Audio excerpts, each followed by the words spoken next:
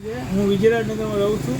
મારું મકાન રોડથી 1.5 થી 2 ફૂટ જેવું નીચે થઈ ગયું હતું. દર વર્ષે જે રોડ થતા હોય એમાં મારે મકાન નીચું જતું હતું.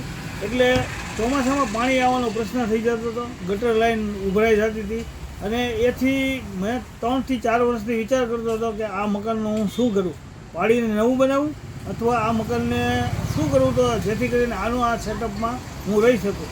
પછી મને વિચાર આવ્યો કે આ મકાનને હું લિફ્ટિંગ કરી અને ઊંચું લઈ લઉં. એટલે પછી મેં હરિયાણાની કંપનીને કોન્ટેક્ટ કર્યો અને મેં આખું મકાન છે એ 3 ફૂટ જેવું આખું લિફ્ટિંગ કરી અને ઊંચું કરી દીધું. અને કોઈપણ જાતના તિરાડ વગર, કોઈપણ જાતના મેન્ટેનન્સ વગર કોર્ટ એગ્રીમેન્ટ કરી એમની સાથે અને એમની સાથે કરાર કર્યો. અને જે મકાન મારે 60 થી 70 લાખ જેવા ખર્ચ થાય એના કરતાં 10 થી 15%, એટલે કે 5 થી 7 લાખ રૂપિયામાં મારો આખું મકાન ઊંચું થઈ ગયું અને એકદમ એના એ સેટિંગમાં હું રહેવામાં અત્યારે રહું છું. અગાઉ પણ જોયેલું હતું કે આ જેક મારીને આપણા ગુજરાતમાં તો કોઈ નથી કરતું, પણ બહારની કંપનીઓ જે છે એ આવી રીતે જેક મારી અને લિફ્ટિંગ કરી અને મકાન ઊંચું લઈ શકે છે. એટલે હું બહારગામ એક વખત ગયો ત્યારે એક કામ થતું હતું આવું, એટલે મને વિશ્વાસ આવ્યો કે ભાઈ આ કામ થઈ શકશે. એટલે આપણે એ જ કામ ભાવનગરમાં મેં 3 ફૂટ જેવું ઊંચું, પહેલો કેસ છે મારો છે કે મકાન 3 ફૂટ જેવું ઊંચું લીધું હતું.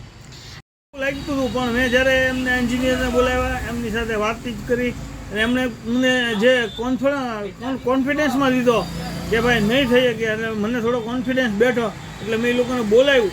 એ લોકોએ એમ કીધું કે અમે ઉપર જ રહીશું અને આખું મકાન છે એ અમે 1.5 મહિનો સુધી જેક ઉપર રાખ્યું અને 1.5 મહિનામાં એણે ધીરે ધીરે લિફ્ટિંગ કરી અને મકાન 3 ફૂટ સુધી લઈ ગયા. એટલે એવો કોઈ ભય જેવું પહેલાં મને લાગતું હતું, પણ જ્યારે મેં કામ જોયું ને ત્યારે બધો જ ભય દૂર થઈ ગયો મારો.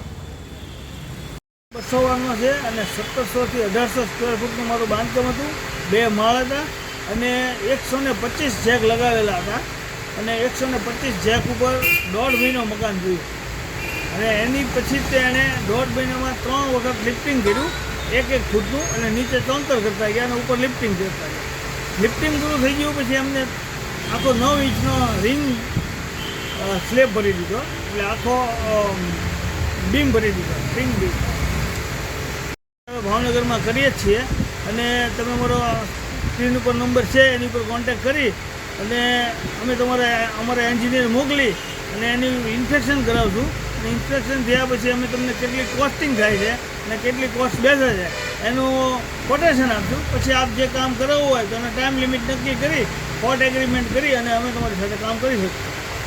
24 47 55 32